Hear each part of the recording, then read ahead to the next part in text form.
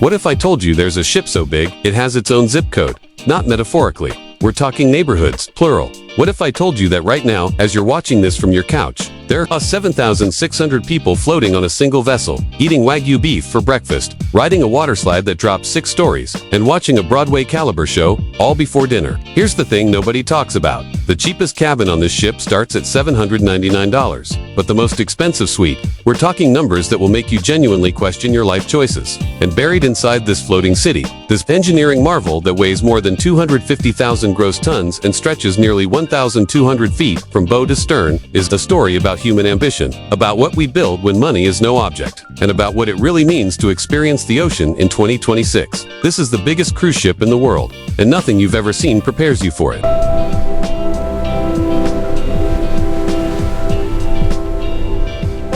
Every few years, humans build something that makes you stop and ask, why did we do that? The Eiffel Tower, the Burj Khalifa, the International Space Station, and then there's this. The Icon of the Seas, flagship of Royal Caribbean International's Icon class, is not simply the biggest cruise ship in the world. It's the physical manifestation of a very specific, very American question. What if we just made it bigger? At 250,800 gross tons, with 20 decks, 40 restaurants and bars, 6 water slides, the largest water park at sea, and a passenger capacity that rivals the population of a small American town, the Icon of the Seas represents something genuinely unprecedented in the history of seafaring.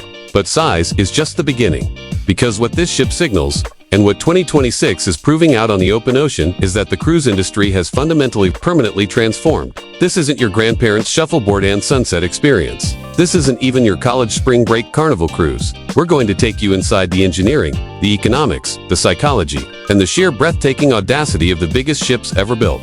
We'll show you what $50,000 a week actually buys at sea. We'll introduce you to the people who book these voyages and the people building what comes next. Buckle up, or rather find your deck chair.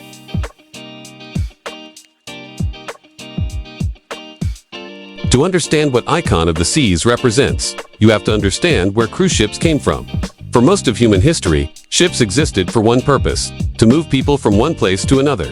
The ocean was an obstacle, not a destination. You boarded, you survived, you arrived. Steerage-class passengers on early transatlantic liners were stacked in bunks below the waterline, sharing toilets, eating whatever didn't spoil. Nobody was ordering lobster. Then something shifted. Post-World War II prosperity, the rise of the American middle class, and the jet age, which paradoxically saved the cruise industry by forcing it to reinvent itself. If planes could get you across the Atlantic in hours, ships had to offer something planes couldn't. They had to offer the journey itself. By the 1970s and 80s, the modern cruise experience was born, and it was built on a simple, powerful idea. What if the ship wasn't the transportation, but the destination? Royal Caribbean understood this earlier and more aggressively than anyone. While competitors were building elegant, intimate ships, Royal Caribbean was building bigger, and then bigger again. The Sovereign of the Seas, in 1988, was, at the time, the largest cruise ship ever built. It was followed by the Voyager class, the Freedom class, the Oasis class, each generation dwarfing the last. And now, in 2026, we have the Icon class. Icon of the Seas, launched in January 2024, was immediately followed by her sister ship, Star of the Seas, which debuted in 2025. And later, in 2026, Legend of the Seas joins the fleet. Each ship carrying the same staggering statistics, roughly 250,000 gross tons, nearly 1,200 feet in length, and the engineering sophistication of a small floating city. These ships don't just carry passengers, they contain them in the best possible way. You could spend a 7-day cruise on Icon of the Seas and genuinely not see the same corridor twice. But here's where the story gets interesting. Because while Royal Caribbean was racing to build the world's biggest ship, another part of the cruise industry was doing something completely different. They were building smaller and charging more, much more.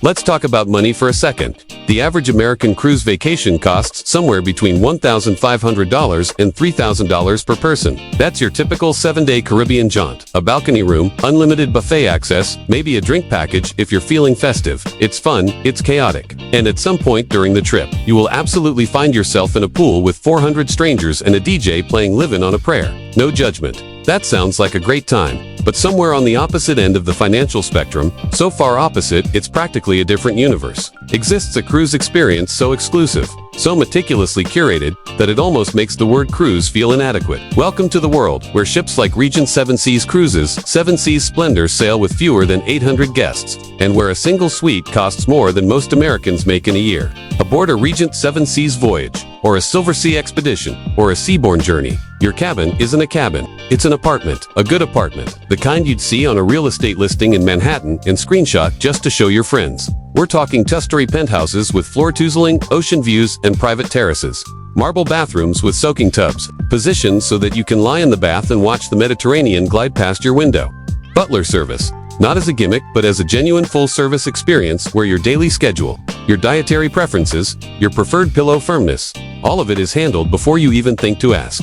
Compare this to the standard inside cabin on a budget cruise. Approximately 150 square feet, a porthole if you're lucky, and the ambient sound of the deck above you doing literally everything louder than you'd prefer at midnight. The contrast isn't even funny. It's almost philosophical. On a luxury cruise line, particularly Regent, which is fully all-inclusive at the highest level, the culinary experience is the event. Michelin-trained chefs, menus that change with the ports of call, incorporating local ingredients from wherever the ship docked that morning. Wagyu beef from Japan, white truffles from Italy, Alma's caviar served with the kind of restraint that signals you're eating something extraordinarily expensive. There's no buffet, there's no sneeze guard, there's no industrialized scrambled egg situation happening at 7 a.m. on a standard cruise. You stand in line for shrimp. On a luxury cruise, the shrimp lines up for you. Private dining can be arranged on your terrace, under the stars, with a custom menu built around your preferences. Specialty restaurants, think Japanese omakase or classical French cuisine, require reservations on a budget ship and cost extra. On Seabourn or Silversea, they're simply included. All of it, this is where luxury cruising truly separates itself, and where words start to feel inadequate. Imagine waking up in the Greek islands, Santorini, visible from your terrace. White buildings cascading down volcanic cliffs into Aegean blue.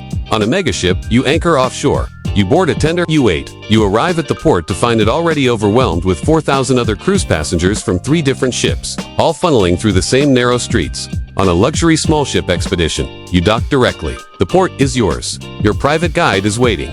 Your itinerary was customized weeks ago. You're in a village that doesn't even show up in guidebooks, eating lunch with a family who lives there because someone at Seabourn made a call. Antarctica, the Norwegian fjords, the Galapagos Islands. These aren't just stops on a luxury itinerary. They're immersive, exclusive, carefully managed encounters with the world at its most extraordinary. Helicopter rides to remote glaciers, zodiac boats through iceberg corridors, private island buyouts. It's not tourism, it's something else entirely.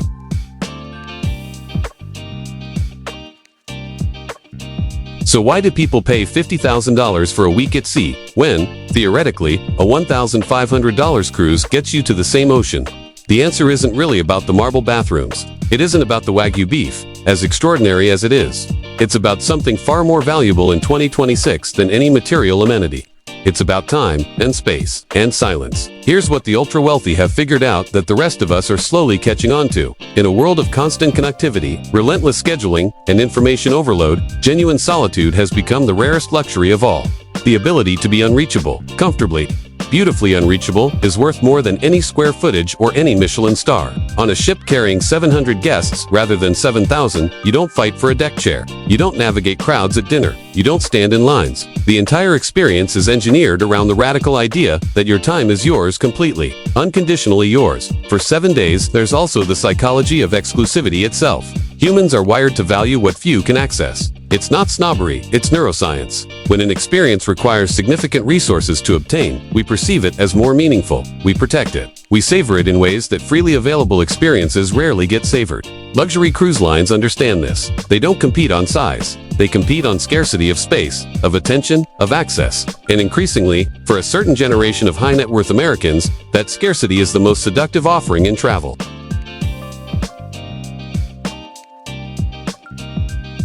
Let's get specific about who's actually writing these checks. The stereotype, some cartoonishly wealthy tycoon demanding champagne and demanding it now, is mostly wrong. The reality of luxury cruise guests is both more interesting and far more relatable. Think retired professionals.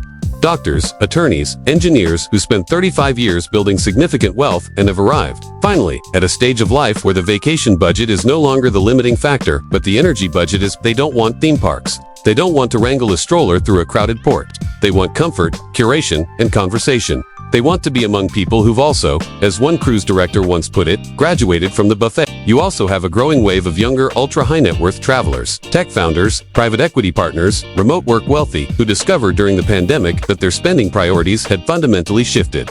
These travelers aren't showing off. Quiet luxury is the ethos. Understated excellence. The $50,000 cruise nobody posts on Instagram because the whole point is that you don't.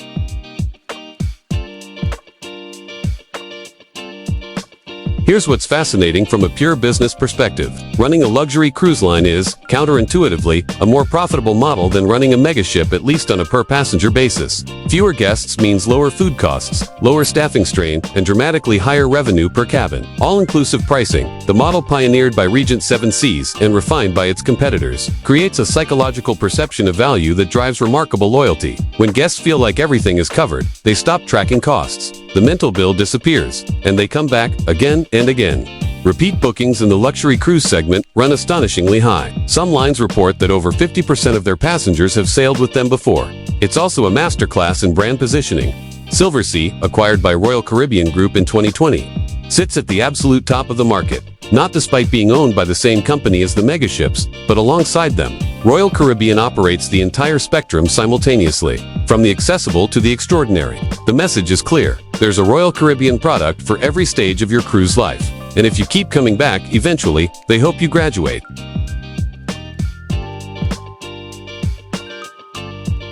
It would be dishonest to talk about megaships and ultra-luxury cruising without acknowledging what critics, and there are many, point out relentlessly. These ships burn fuel. Significant fuel. A ship the size of Icon of the Seas consuming liquefied natural gas, which is cleaner than traditional heavy fuel oil but still a fossil fuel, generates a carbon footprint that environmental groups have described as staggering. Royal Caribbean has invested heavily in sustainability initiatives, shore power connectivity, waste reduction systems, and long-term net zero commitments targeting 2050. But the gap between aspiration and current reality remains large, and the optics of 7,600 passengers celebrating in a floating theme park. While small island communities bear the environmental weight of mass tourism is a tension that doesn't resolve itself with a press release. Luxury lines face similar criticism, perhaps more pointed, given the price tags involved. Flying in rare ingredients, operating in fragile ecosystems like Antarctica, the argument that wealth buys access to places that access, at scale, inevitably damages. These are real conversations. They're uncomfortable ones, and they're happening in government corridors, in environmental boardrooms, and, increasingly, among the travelers themselves. The future of cruising will be shaped partly by how seriously the industry takes them.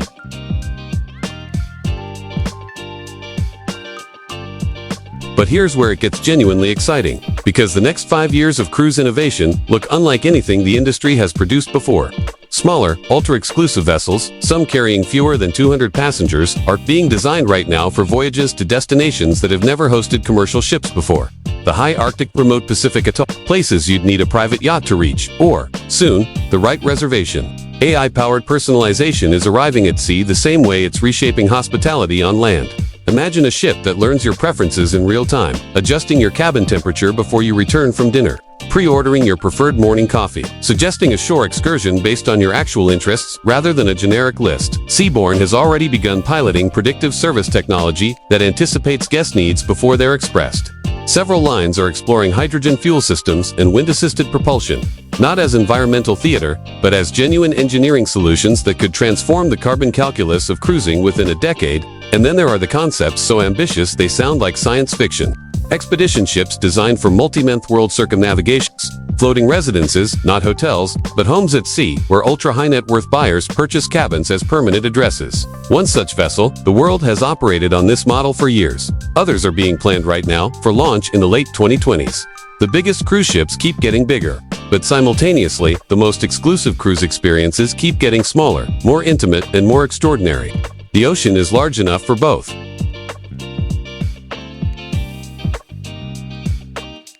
There's something about being on the open ocean, truly open, nothing but water in every direction, that strips away the noise of ordinary life in a way almost nothing else can. It doesn't matter if you're on a 7,600 passenger floating city, surrounded by water slides and Broadway shows and 27 restaurants. or on a 300-guest expedition ship, watching a glacier calve into an Antarctic base so pristine it looks computer-generated. The ocean doesn't care how much you paid to be there. But here's what I keep coming back to. The most luxurious thing any of us can experience might not be the marble bathroom. It might not be the butler, or the Wagyu, or the private helicopter to a remote coastline. It might just be time. Unhurried, unscheduled, genuinely yours, time on a horizon that goes on forever, with no obligation except to be present in it. Maybe that's what we're really chasing, all of us, at whatever price point we can reach. Maybe true luxury isn't gold-plated railings or Michelin-starred tasting menus. Maybe it's just never, not once, hearing the word line. So here's what I want to know from you. $50,000 for a week at sea all-inclusive butler service. Antarctica. Private excursions. The works. Would you do it? Drop your answer in the comments right now. Yes, no, or only if someone else is paying, because I genuinely want to know where you land on this one. If this video opened your eyes to a world you didn't fully know existed, hit subscribe because we go deep on the most extraordinary, outrageous, and fascinating luxury experiences on the planet every single week. And next time, we're going inside the world's most expensive private island resorts. Places where a week starts at 6 figures and the waiting list is longer than your mortgage. You're not going to want to miss it. We'll see you on the water.